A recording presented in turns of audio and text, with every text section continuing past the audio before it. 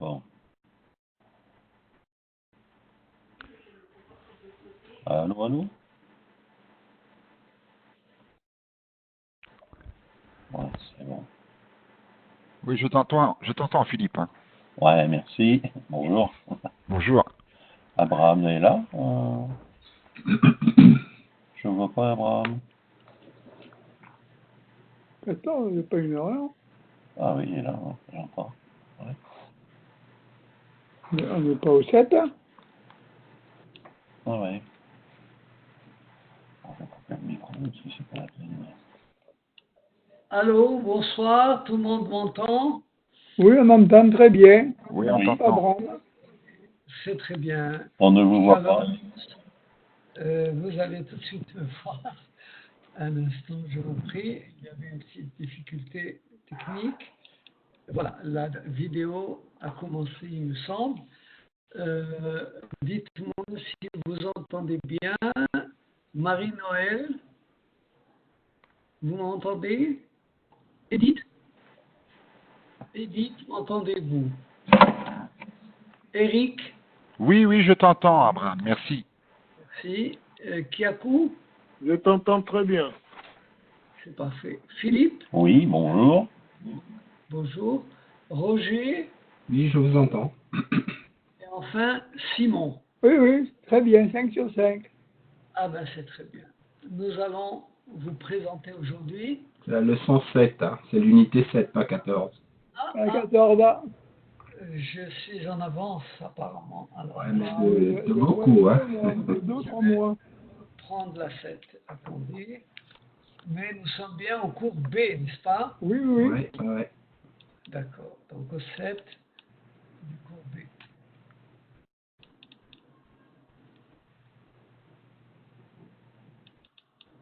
Nous n'avons pas commencé la 7, n'est-ce pas? Non. Non, non, on est au 7. D'accord.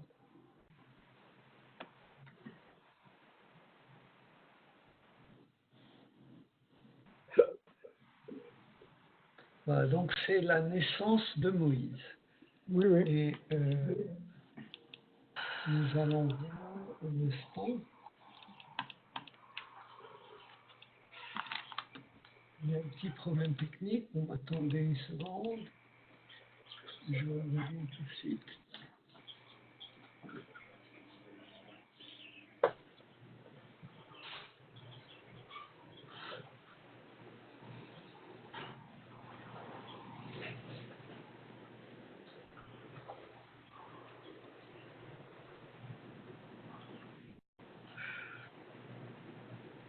Qu'est-ce que tu as, toi? Ah, c'était ta journée, ma chérie. Bon, t'as été quelque part alors? Non. Non, mais t'as été au magasin là avec eux? Oui. Non. Ah, vous y êtes allé cet après-midi? T'as acheté des choses? Quoi?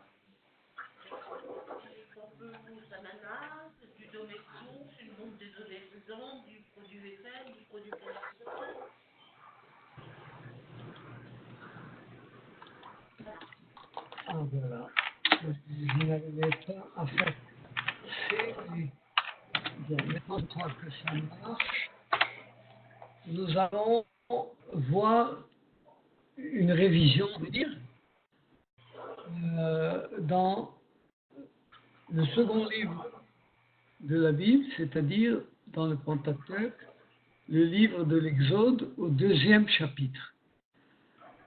Par la lecture que nous ferons, on verra en particulier le participe et l'impératif. On va commencer par lire les mots du lexique et faire correspondre aux mots des traductions. Marie-Noël, vous voulez commencer, s'il vous plaît? Sauve, bien-être,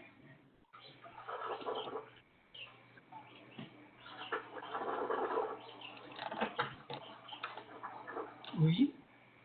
Ka'asher, comme l'orque, Oui. Vara. Non, c'est Yara. Yarav. Hein? Oui. Jéroboam. Jéroboam, c'est Jéroboam. Bien. Et qui va où? Ézéchias. C'est très bien. Donc, vous avez deux noms propres ici, intéressants, parce que vous avez des lettres théophores faisant partie du nom de l'Éternel, tétragramme, qui apparaissent dans le nom, aussi bien Ézéchias, le Yahou, Yud, He et Vav sont des lettres du tétragramme, Dieu. Et Chazak veut dire fort. Voilà la signification de Ézéchias. Quand vous lisez le terme en français ou en caractère latin, vous ne voyez pas exactement la signification du mot. Tandis que Chizkiyahu veut dire Dieu est ma puissance, Dieu est ma force.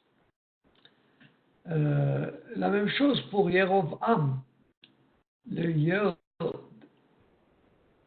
est le même Yod que dans le nom de l'Éternel. Rav veut dire nombreux et Am, peuple. Donc le peuple serait multiplié par l'Éternel. Dieu va multiplier le peuple. Dieu est celui qui renforce le peuple. Voilà. La signification de Jéroboam, qui sont évidemment des noms de personnages. Ézéchias était un prophète, Jéroboam un roi. Ka'asher est formé de préfixe que, qui généralement est avec un shva, qui veut dire comme, et asher, qui n'est autre que le pronom relatif. C'est à la fois qui, que, quoi, dont et où. En hébreu, il n'y a qu'un seul pronom relatif. C'est asher. Et ka, asher, comme, et le qui, que, quoi, dont, on va de chercher. Parce que ka, asher, évidemment, est beaucoup plus employé pour dire comme ou lorsque. Ka'asher bati, lorsque je suis arrivé. Ka'asher haya, quand il était. Et également de la même manière que, pas seulement du point de vue temporel, même du point de vue de la situation dont il est question. Donc c'est à la fois comme et à la fois lorsque et à l'instar de telle ou telle chose. Voilà. Kerem, c'est la vigne. Là, évidemment, c'est un terme beaucoup plus concret, facile. Et Tov, c'est le bien. C'est à la fois l'adjectif et le substantif. Ici, c'est le bien-être. Voilà. Nous allons voir tout de suite d'autres mots, mais ça serait bien de... Une seconde, je vous prie. Voilà. De voir la liste des mots à classer selon les catégories. Les noms d'un côté, les verbes de l'autre. Allez-y, Edith ou Eric. Je crois que Roots, ça veut dire... c'est un nom, Roots? Roots, c'est un nom. Oui. En dehors, ça veut dire non? Je sais pas. Roots veut dire extérieur. Oui, oui. Bien. Kavat, c'est le verbe. Sava également, c'est un verbe. Kavak, ça veut dire il a assemblé. Sava, il était satisfait. Il a été satisfait ou il était satisfait. Il fut satisfait. Avoda, vous connaissez sur d'autres le mot travail. C'est un nom, effectivement. Voilà pour cette liste de mots. Et nous en arrivons au résumé de l'histoire de Moïse. Vous connaissez très bien, évidemment, le livre de l'Exode, depuis le premier chapitre, parle de cet enfant, un héros abandonné à sa naissance dans un petit berceau sur le Nil, etc. Et donc, ce serait l'histoire de Moïse, comme dans les contes que nous connaissons, qu'il viendra le grand libérateur. Alors, on va voir de quelle manière est exprimé dans l'Exode ce récit. Kiakou, vous voulez lire, s'il vous plaît? Oui. Vayelech, Vayelek, Ish, mi beit, Levi, Vaikar, et bat, Levi. traduisez. Et un homme de la maison de Lévi s'en alla et épousa une fille de Lévi. Voilà. En fait, vous voyez que les parents de Moïse sont anonymes jusque-là. Oui. C'est intéressant, parce que cela va durer jusqu'au 6e chapitre, où on saura que son père s'appelait Amram et sa mère Tzipora. Alors, Beit Lévi est un état construit, vous voyez. Oui. Ish, un homme de Beit Lévi, de la maison de Lévi. Un homme de la maison de Lévi veut tout simplement dire de la tribu de Lévi. Un descendant De Lévi. de Lévi, fils de Jacob. Et il va épouser Bat Lévi, une fille de Lévi également. Donc, un mariage à l'intérieur de la tribu, ce qui est tout à fait conforme à ce qui se passait à l'époque. Bien, alors, on a parlé de cet événement et maintenant, on va voir comment le second verset du même chapitre peut être traduit. Philippe, Oui. Alors, Va'ar, Hamishar, Vateler, Bev, Vaver, Mi, Tov, Ki, Kitov, Vi,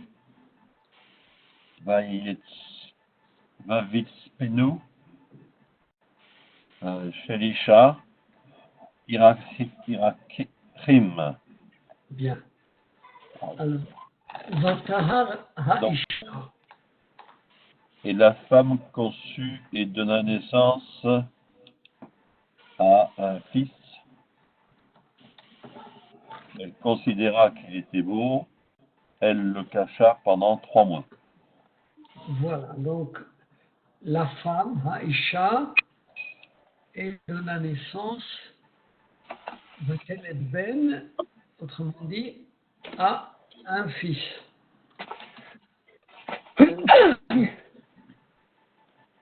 Elle considéra qu'il était beau, Vatéré, qui tovo, qui était bien, à vrai dire, c'est merde.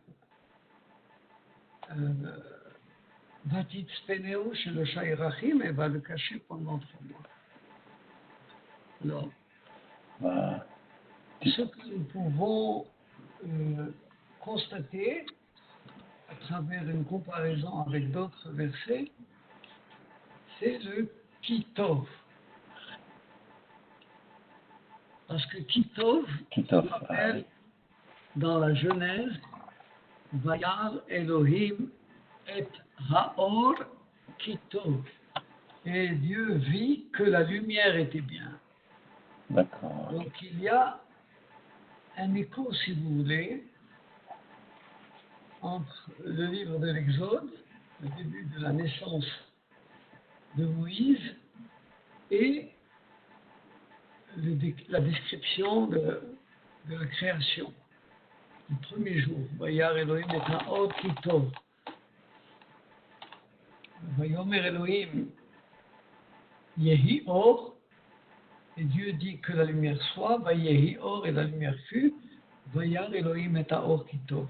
Et Dieu vit que la lumière était bien. Et là, Vatere Oto Kitov, vous voyez, c'est le même verbe, le verbe voir. Et bien. Voilà.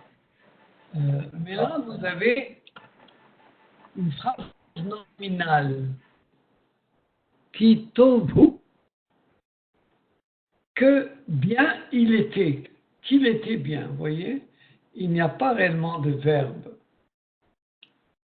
Il y a simplement le pronom personnel hu, troisième personne, et que bien lui, qui tovu. Vatere, c'est la phrase précédente. Elle a vu que lui était bien, mais le verbe n'apparaît pas, il n'a pas besoin d'être là, parce qu'en hébreu, nous avons des phrases nominales. Elle a vu qu'il était beau. Qu'il était beau est une phrase tout à fait correcte. Vatitzpeneo est de nouveau un autre verbe. Elle le cacha. C'est curieux de voir que dans le mot titzpeneo, on peut apprendre de nombreuses notions linguistiques, étymologiquement, en rapport à la racine tzadik, p et nun. Alors je vais prendre une feuille blanche et m'attarder un peu sur cette notion Sadé, P, Nun. Tout simplement parce que c'est une racine qui invite à de différentes notions voisines qui, de manière insoupçonnable, complètent l'image de la racine. Alors, Tsefen, c'est dans la forme causative, caché, camouflé. Et le verbe à son infinitif serait précédé de la préposition les, hat, et puis le P et le Yud du if'il. Les hatpin veut dire camouflé, caché. Mais en quoi est-ce que c'est tellement étonnant? Parce que le mot choisi pour cacher, c'est tzadik pe nun comme racine, n'est autre que tsafon. Tsafon veut dire le nord. Mais c'est évidemment le point cardinal, on va dire, qui est une notion beaucoup plus tardive. On n'avait pas de boussole à l'époque. Mais on savait pourtant où se trouve le nord, pas pour se diriger, mais tout simplement parce que le nord, c'est le lieu où le soleil n'apparaît pas, où le soleil est camouflé. Donc, Tsafon veut dire camouflé. Par contre, au sud, eh bien, le soleil est au-dessus de la tête. Donc, les Hatspino, dans le texte que nous avons vu à l'instant, c'est le cachet à lui. Elle a voulu ou cherché à ne pas l'exposer, étant donné que le pharaon interdisait la naissance et la vie de tous les enfants mâles. Voilà. Et donc, qui tovu est une phrase nominale et vatitspene hu, vous voyez le hu, c'est le complément d'objet de vatitspene. Elle le cacha. Et le mot Yerachim veut dire 3 mois. Mais ça veut dire plus exactement 3 lunes. Étant donné que le mois, selon le calendrier hébraïque, est basé sur la néoménie, la réapparition de la nouvelle lune une fois par mois. Pour dire un mois, on dit Yerach. C'est le même terme employé pour le mois et pour la lune. J'ai une question. Oui. Elle le cache, c'est parce qu'il est beau, hein, non? C'est pas parce que c'est pas parce que le pharaon interdit les naissances. Là, le texte dit que c'est parce qu'il était beau. Allez savoir quelle était la raison véritable, psychologique ou autre. Le fait est que le pharaon interdisait la naissance des enfants mâles. Il demandait à ce qu'on les tue et qu'on les jette à l'eau. Et donc, elle avait peur, tout simplement. Mais c'est un lien.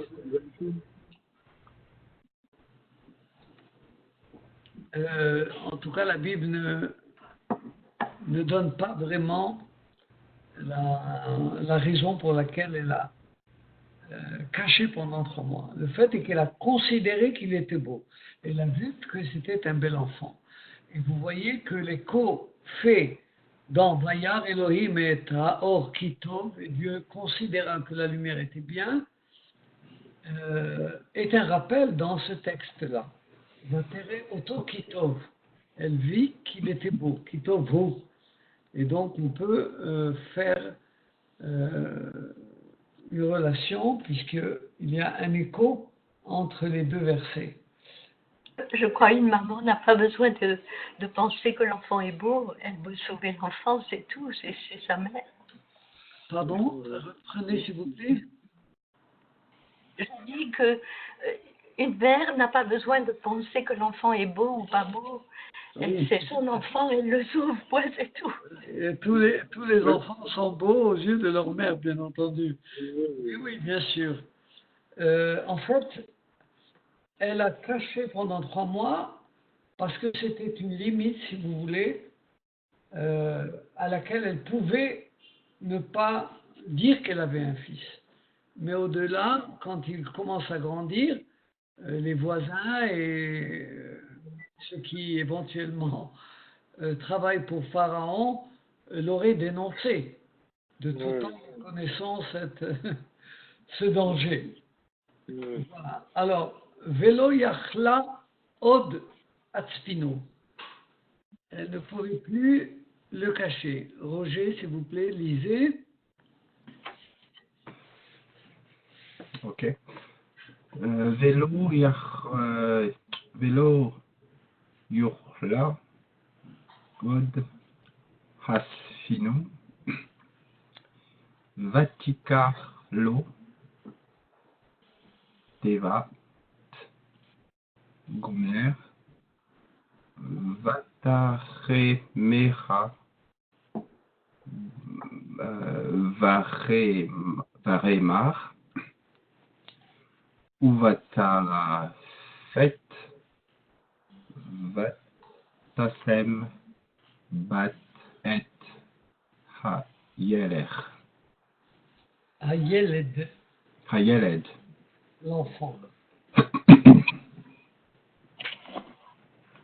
disait, Mais ne pouvant le cacher plus longtemps, elle prit un berceau de jonc pour lui et l'enduisit de bitume et de poix. Puis elle y plaça l'enfant. très bien. Alors, Vélo Yachla, elle ne pouvait pas encore. Voilà le Hatspino, on vient de parler de Tsafon, caché. Vatikach, elle prit pour lui, donc elle prit tout simplement Tevat Gouré, on va dire un berceau de jonc. Vatachmera Bachema, vous remarquez que Chema est répété.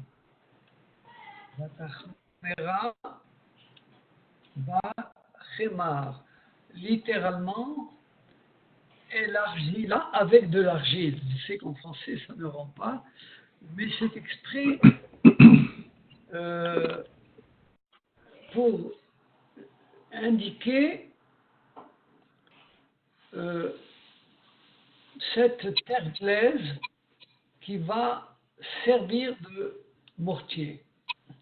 C'est-à-dire qu'à partir du khémar, l'argile, on va pouvoir construire.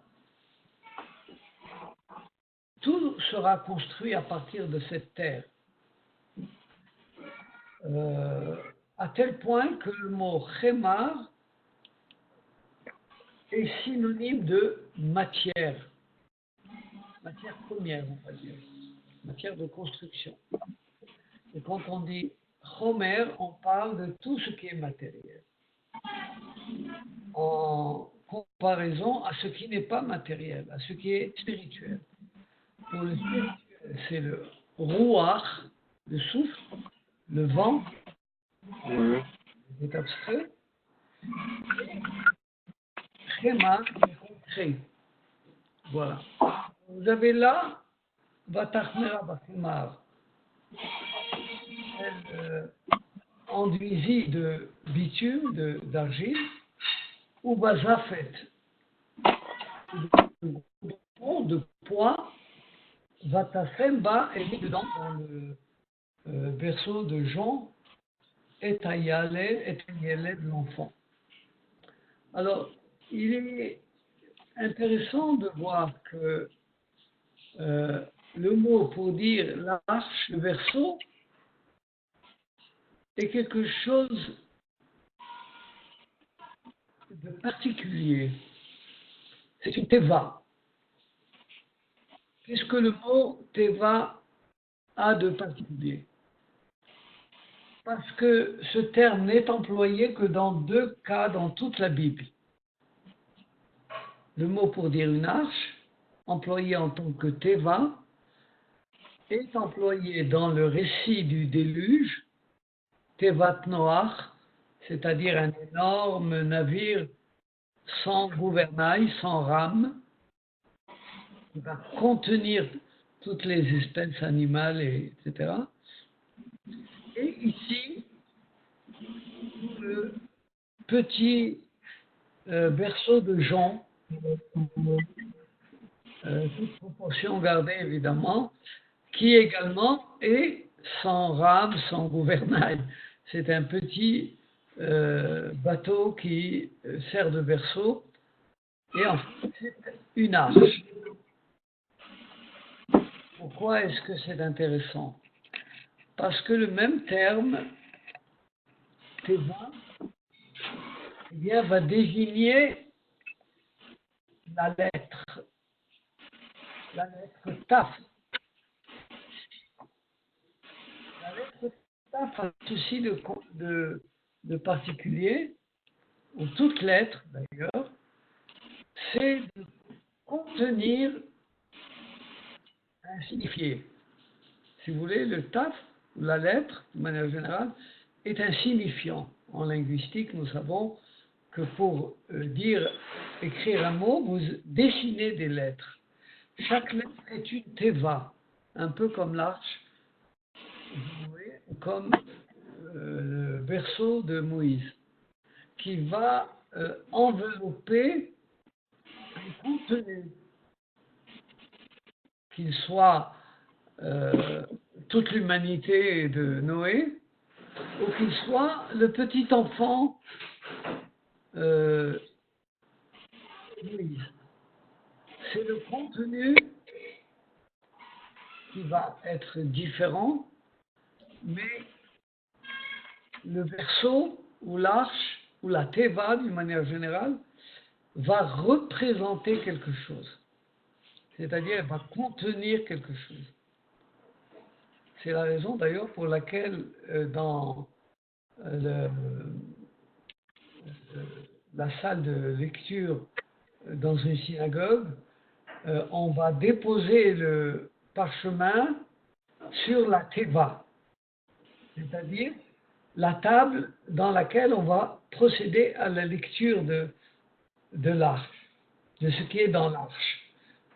Ce qui est dans l'arche, c'est ce qui sera devant dans l'armoire dans laquelle on dépose le Sefer Torah, la Bible. Mais on va la lire dans la Teva. Voilà. Alors, vous avez là également le mot Zafet, qui veut dire le goudron, le bitume, et le gomé, bien entendu, qui est la matière première dans laquelle est conçu le berceau. C'est-à-dire que vous avez là une espèce de description de la manière dont est composé le berceau de Moïse. À partir du papyrus, le gomé, l'argile, le chémar et le bitume et le poids zafet. Voilà.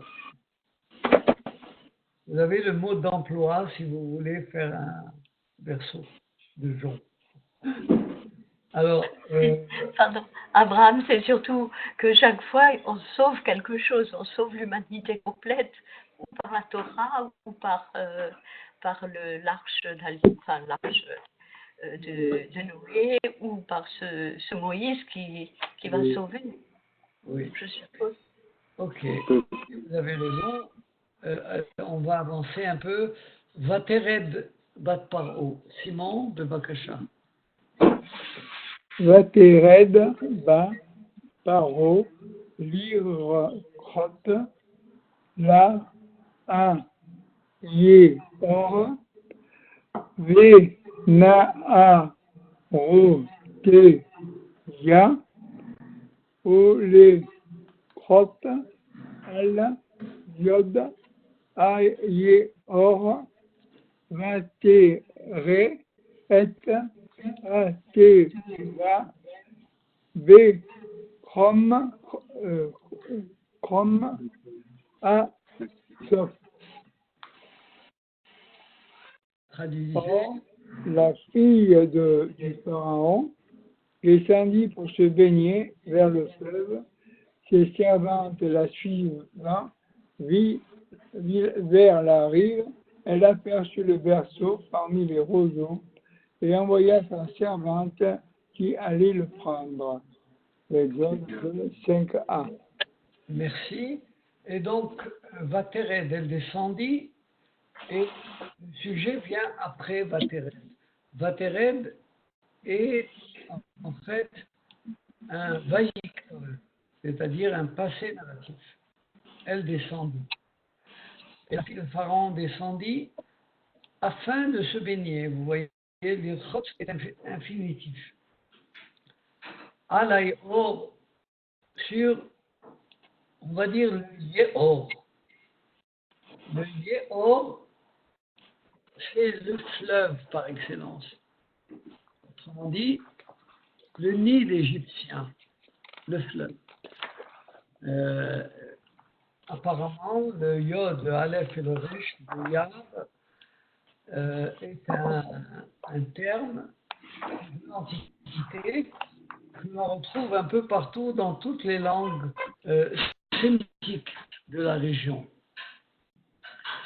Vous retrouvez le mot Yarden, le Jourdain, Yabok, le Yabok, qui sont des fleuves de la région et qui tous commencent par Yar.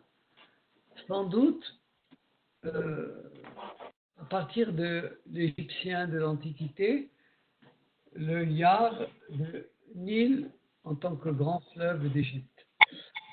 Et donc, elle descend se baigner dans le fleuve. Vena Arotea, c'est servantes, ces jeunes filles. Holchot, marcher. Aliad Hayor, sur la rive du fleuve. Vatire et Ateva. Elle remarqua, elle aperçut le berceau, Betor Assouf, à l'intérieur des joncs. Voilà. Parmi les joncs. Et donc, elle va envoyer une fille chercher le berceau. Alors, on va écrire le participe approprié. Rolchot est un féminin pluriel. Comment direz-vous avec la racine Kouf, Sadi, Eresh, qui signifie récolter, cueillir. Alors, je vais vous écrire les 3 lettres de la racine. C'est d'abord Kouf, Vav, Sadi, Eresh, au singulier. Comment ferez-vous pour dire il récolte au pluriel? Le pluriel de Kotser devient Kotserot. au masculin pluriel. Et Rit. Kotsrim, exactement. Kotsrim, qui veut dire ils sont en train de récolter, de cueillir. Alors, comment direz-vous? Ils portent. Donc, c'est le verbe. D'abord, il est debout. Omed. Aïn. Vav. Même. Dalet. Si c'était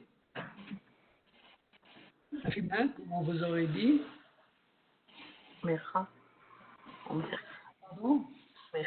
Mecha. Omedet. Omedet. Omedet, elle est debout. Et celle qui est assise, comment vous dites? Elle est assise. Yashan. Yashan. Yeshevet. Vet. Yoshevet. Et Yosevet, qui veut dire elle est assise. Et vous avez un yod, vav, shin, et 2 ségol. Un sous le shin et un sous le bet. Donc c'est la première personne du féminin. Elle est assise, tandis qu'il est debout ou omed. Alors on va relire. Volchot, elles avancent, elles marchent. Kotsrim, Kotrim. il cueille, il récolte. Omed, il est debout. Omed. Et Yoshevet. Yoshevet. Alors, reprenez, Marie-Noël, s'il vous plaît. Volechot.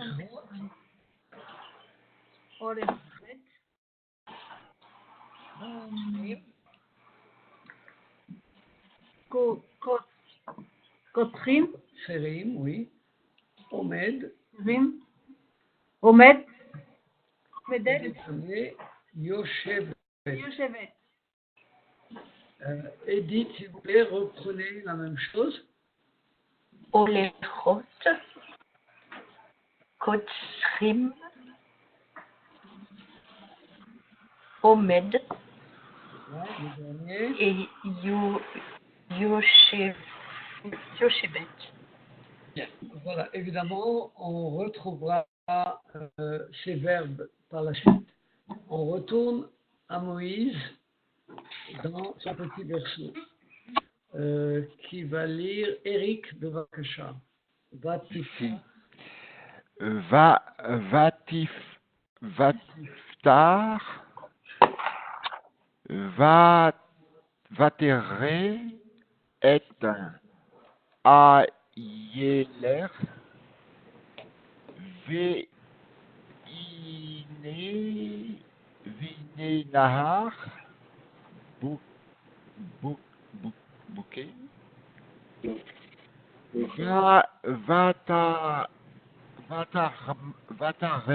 vataremol,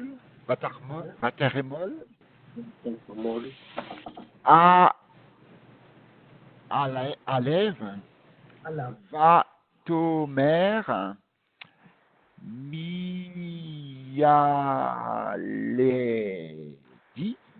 non, non,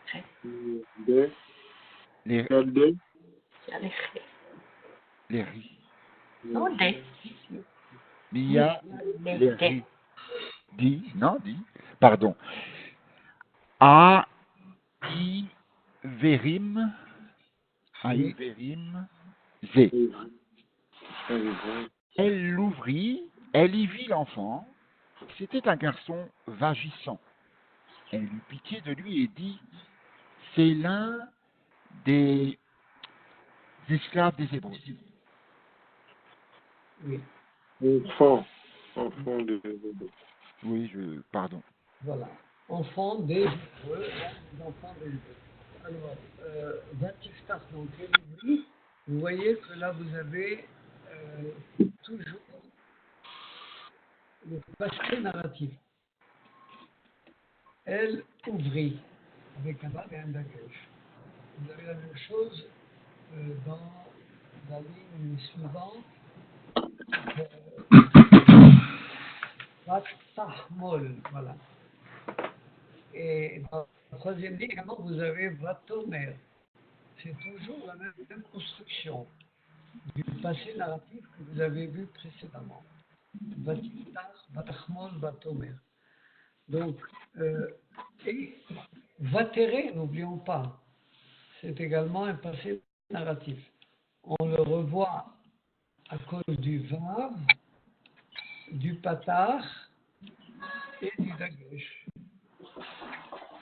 Vatiftar, elle ouvrit, Vatere, elle vit, Vatachmol, elle eut pitié, et Vatomer, elle dit.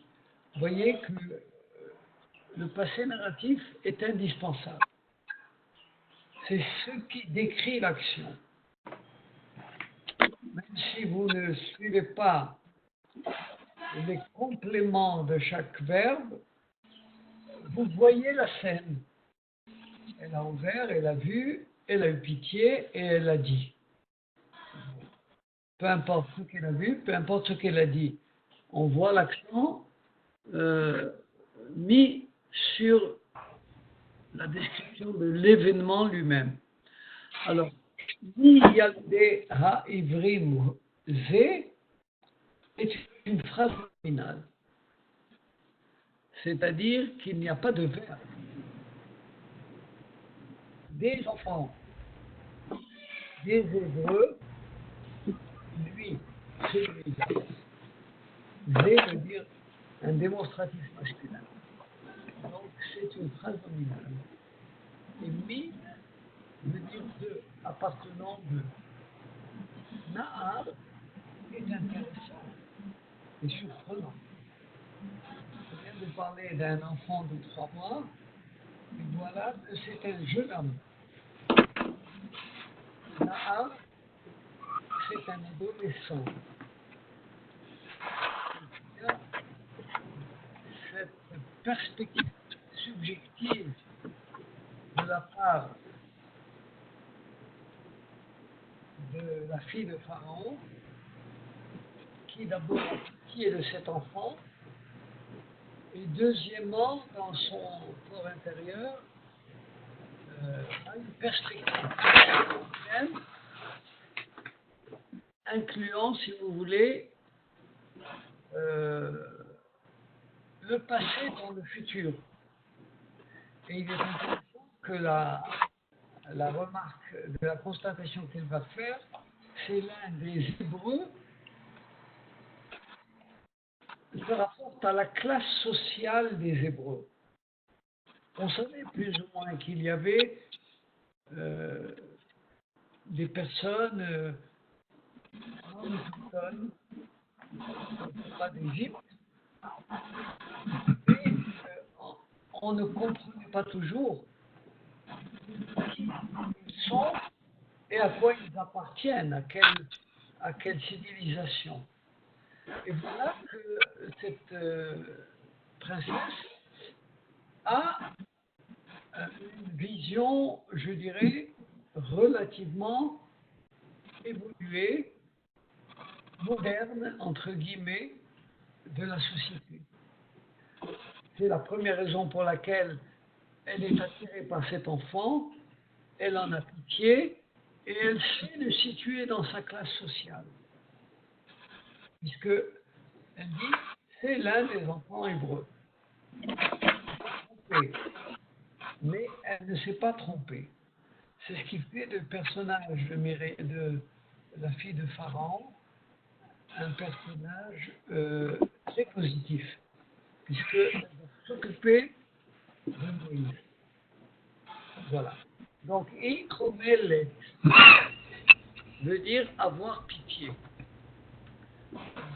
Comment direz-vous au masculin? Par O, avec le même verbe. Edith, Eric, Philippe, Roger. C'est différent. Je suivais pas là. Façon de Chomelet masculin. On n'a pas compris. Qu'est-ce qu'on doit faire? Romal, non. Chomel. Rommel. Voilà. Avec un fait. Et voilà. Chomel. Il eut pitié. Hanerot, les jeunes filles, au féminin pluriel. Chomlot. Oui, allez-y. Chomrat. Chomlot. Et Ha'anashim. Chomlim. Chomlim. Donc, Chomlim s'écrira avec Chet, Cholam, Mem, comme les précédents. Lamed. Med, Yod, Yod. et même final. Mem. Chomlim ont eu pitié pour des hommes masculins. Tandis que Chomlot, ce sont des jeunes filles, féminin pluriel. Et Paro, masculin singulier, Chomel. Donc c'est en même temps une révision des genres et des nombres que nous connaissons. Alors, que se passe-t-il par la suite? Édith, Tomer Omer, Achoto, El Bat, Parehu, Ahelech, Bakarati, Lach, Isha,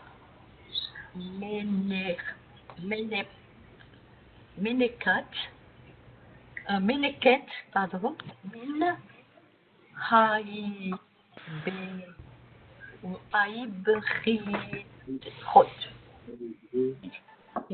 Priot, c'est possible. Oui. Et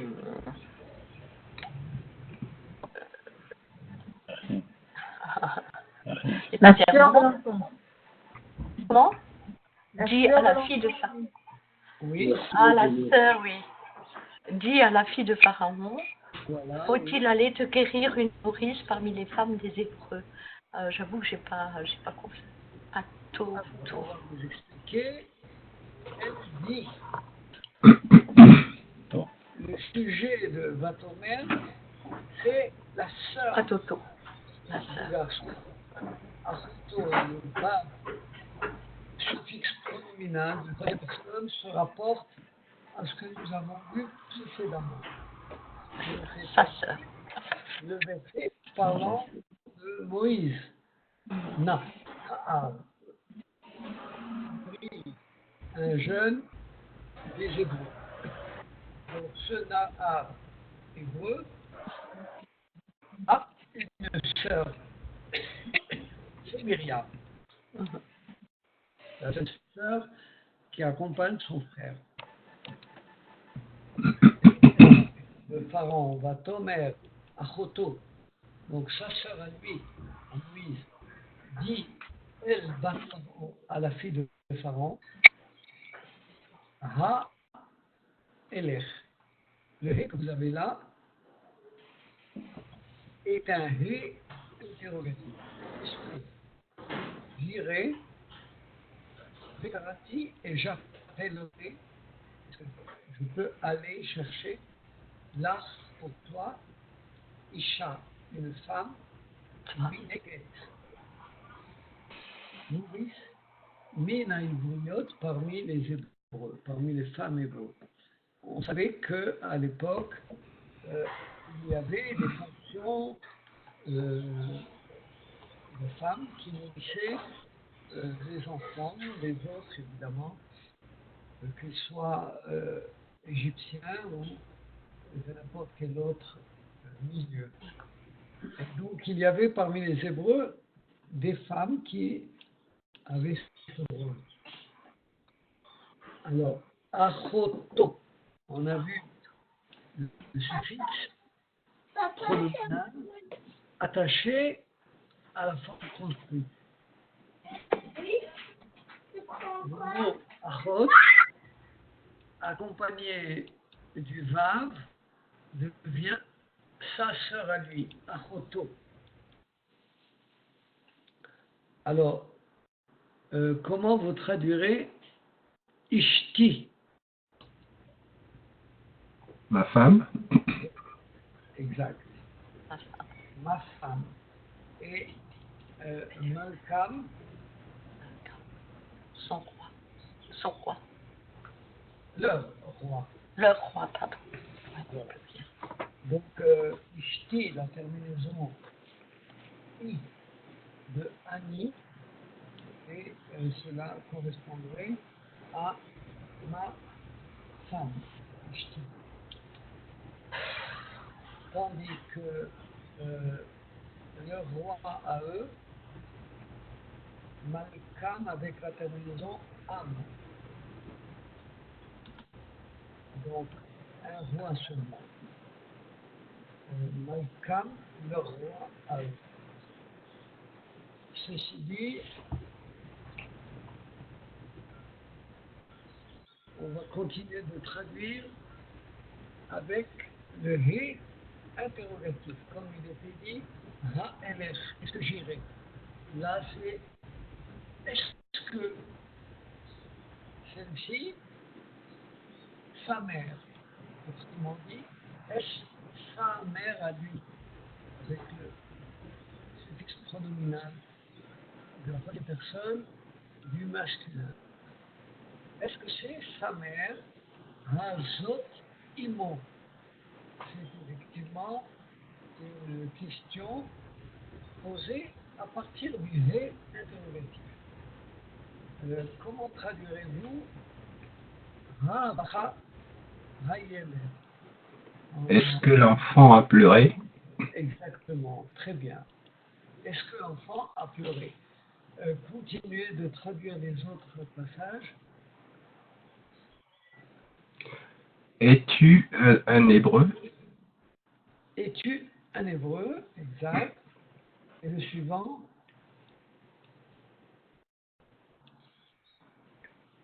Avez-vous travaillé en Égypte? Ça n'est Non. pas la deuxième personne, mais c'est correct ce que vous avez dit. Ont-ils, pardon. Voilà, Ont-ils travaillé en Égypte? voilà. On pourrait dire, ont-ils servi, étaient esclaves, à vrai dire. Ont-ils servi en Égypte? Voilà, c'est très bien. Et avant cela, vous l'avez bien dit, il était question d'hébreu. Est-ce que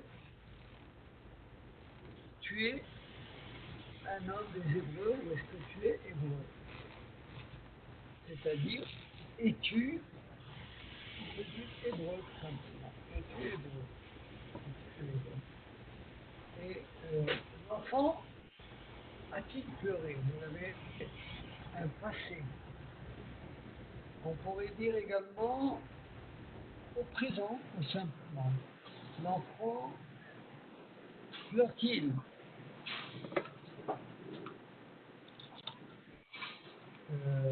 On pourrait évidemment traduire non pas au présent, mais c'est également correct, au passé. Est-ce que l'enfant a pleuré? Bien. Alors, on va lire les derniers passages. Roger, Tomer là, Vatomer la bat paro, oui, Beri, Vateler ha-alma, Vatikra et em ha-yaled. Et la fille de Pharaon lui dit, va, et la jeune fille alla acquérir la mère de l'enfant. très bien. On voit là la mère de l'enfant. Elle va chercher Emma-Yeled, la mère de l'enfant. Donc c'est Myriam, évidemment, qui va chercher sa mère, puisqu'elle connaît la mère de l'enfant. Et le changement de perspective de la princesse, qui voit la jeune fille, et lui dit, va chercher cette nourrice. Bien, jusque-là, je crois que c'est clair. Nous allons faire correspondre l'impératif au destinataire. Donc, au féminin, pour Carole, vous avez kirvi, et c'est avec un chirik et un yod. Continuez de faire correspondre.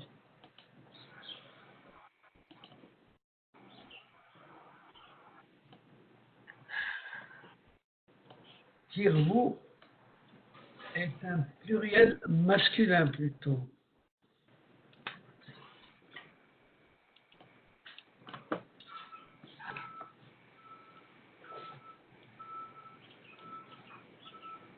Voilà. Donc, c'est la même racine pour Preshbet qui veut dire proche, mais qui veut dire également approcher. Un impératif pour différents destinataires. D'abord le féminin qui est dit, Keravna pour le féminin pluriel, Kerav pour le masculin et Kirvu pour le masculin pluriel. C'est parfait. Alors, voilà la dernière lecture qui veut dire.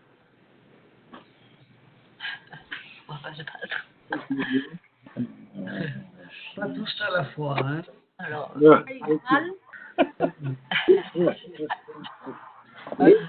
désignez Abraham. Je veux bien, Vaikdal ha-yeled, Bien, continuez. Teviahu, les vat paro, Vaihi la, les veines, Vatikra Shemo, Moshe, Vatomer ki, Min Hamaim, Meshitihu.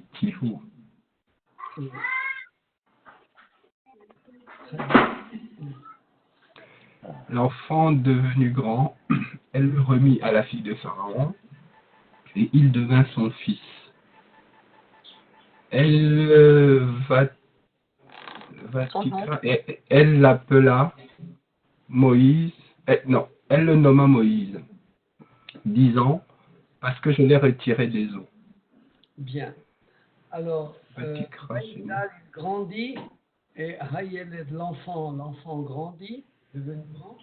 Vatevi Ehu, c'est un causatif. Elle apporta, elle amena, lui. Autrement dit, elle remit l'enfant aux mains, elle le remit à la fille de Pharaon, une fois que l'enfant avait grandi. Et donc, elle bat par eau, elle le remit à la fille de Pharaon. Vaïhi, là, les veines, il fut pour elle un fils, considéré comme un fils. Vatikra Shemo Moshe, elle le nomma du nom de Moshe. Vous remarquez que en hébreu, on aime beaucoup, en hébreu biblique, les jeux de mots. Quand il s'agit d'un nom, très particulièrement. Et donc, vous avez devant le mot Moshe l'inverse du nom de Moshe dans le nom Shem, qui veut dire nom. Même Shin au lieu de Shin même. Ouais. Seulement, Moshe est signé, si vous voulez, par le Shin même, une espèce de signature en quelque sorte du nom de Moïse, mais il est pris de la racine Meshitihu, je l'ai retiré. D'ailleurs, le verbe en hébreu pour dire retirer des eaux, limshot. On va prendre quelque chose du liquide, un poisson ou n'importe quoi, on dira limshot. Moshe veut dire tirer des eaux. Tout est bien tant que les chercheurs égyptologues ne viennent pas nous apprendre que, attention, le mot Moshe, Moïse, n'est pas de l'hébreu. Et cette traduction hébraïque dont nous venons de parler, Meshitihu, qui a donné Moshe, est un pur hasard. Parce que dans l'égyptien, le mot enfant se dit Moshe.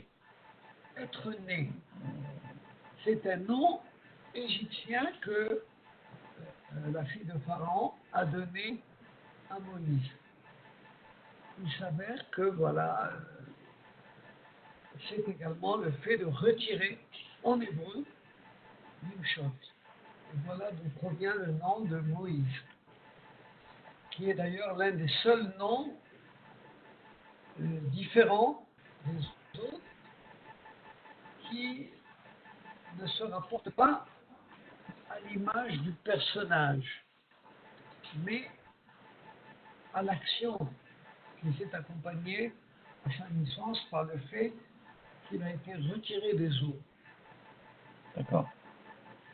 Voilà. Et donc, On va chercher. là, évidemment, par la suite, la signification morphologiquement, aussi bien du participe que de l'impératif, dans les constructions dans d'autres versets, dans d'autres lectures. Voilà. Pour l'unité 7, nous avons tout vu, à moins qu'il y ait des questions.